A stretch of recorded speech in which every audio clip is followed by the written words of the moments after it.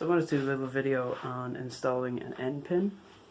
So this is you going to be installing an end pin on, or a strap button. Yeah, there's a lot of kind of wives' tale stuff around installing strap buttons and end pins, and the most common one is that the line there, the joining line, that you'll somehow split the wood. That's not going to happen if you do it even remotely correctly. So what's generally happening underneath the soundboard here is that there's an end block. So there's a block of wood there. So underneath this, there's a block of wood there. And it's one of the glue points there, down there. And you're basically looking to drill into that. And if you use a drill bit, it's not going to split. It's not going to chip. If it's at all made correctly, it won't split or chip. I've never had one crack or split. So, and I've done a lot of them at this point. So, yeah. The idea is that what's going to be going into the body is this, the screw. And if you were to just take a screw and screw it into a piece of wood, what happens is that wood has to go somewhere, the wood that would be underneath this. And as the screw comes in, there's nowhere for that wood to go, so it tends to just get pushed out. And if it gets pushed out, it pushes against the wood beside it, and that's where you can get splits and things like that. So the idea is that you don't actually put in a screw without drilling a hole first. So you drill what's called a pilot hole, and we're going to be doing that today. The idea is that you put a drill bit into your drill that is just a little bit smaller than this screw.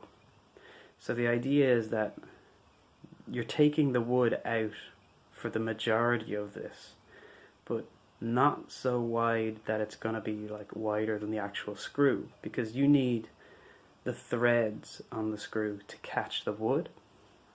So you want something that's a bit smaller than this, and you use that to drill your pilot hole. And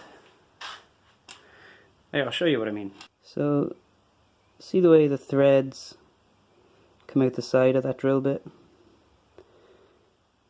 So that will leave you a hole that's maybe even a little on the big side, but it would leave you a hole that there will be enough wood left there for the threads to catch. Once you have that pilot hole drilled, then you can set up your button. So your button, the whole system of your button thing has about 3 parts. So you have the screw, the kind of buffer piece, and the actual button. Come on. Jesus. So 3 parts to it. This basically protects the wood from the steel. So if you put it on like that, that's so it doesn't leave permanent marks on the wood. So basically that's your protection layer. That's the actual button, and this would be the screw that would go in, and when it's through the hole, you screw it in. So that's what we'll be putting in. It should look like that by the end. Yeah. So I'm happy enough with the drill bit that's in the drill at the minute. That's seems appropriate. It seems like the right size.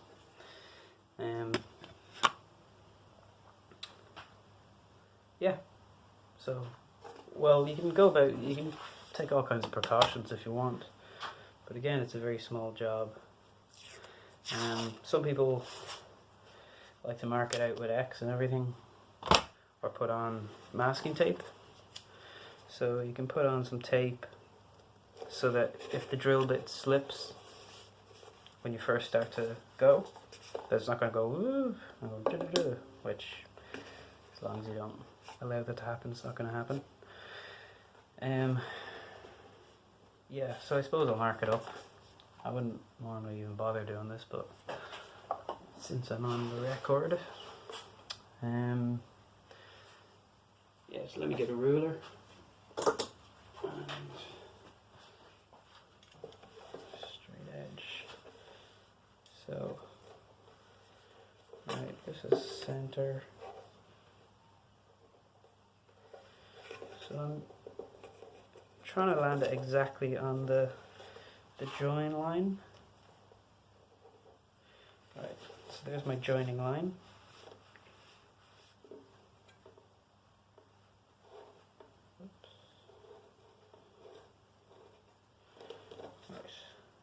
Measure 60, so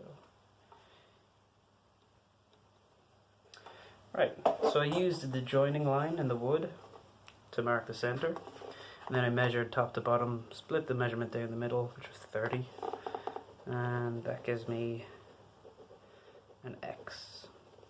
So there I have an X. So I'm going to drill the pilot hole there.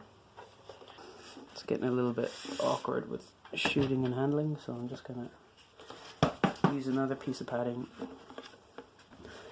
Just very gently clamp this. Okay.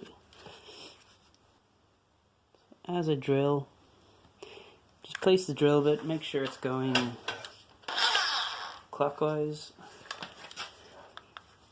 Hold your drill steady. The clamps are holding the uke.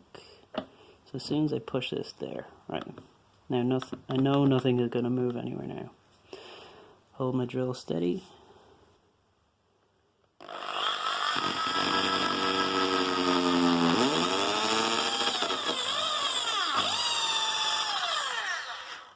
Okay, that's your pilot hole.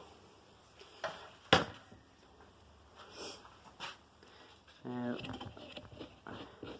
just remove my clamps. Again, you don't even have to necessarily use all these clamps and everything. I'm just doing it because it prevents movement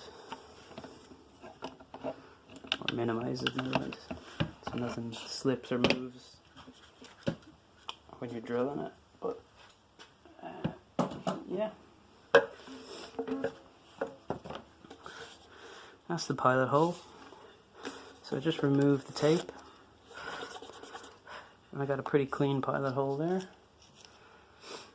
And from here, take the screw. So again, that's your 3 pieces. So make sure you got your little felt or rubber protector piece. You got the actual button itself, and you got the screw. The screw goes into the hole, like that. At which point you take a Phillips head screwdriver that matches the same size as your screw. Start to screw it in.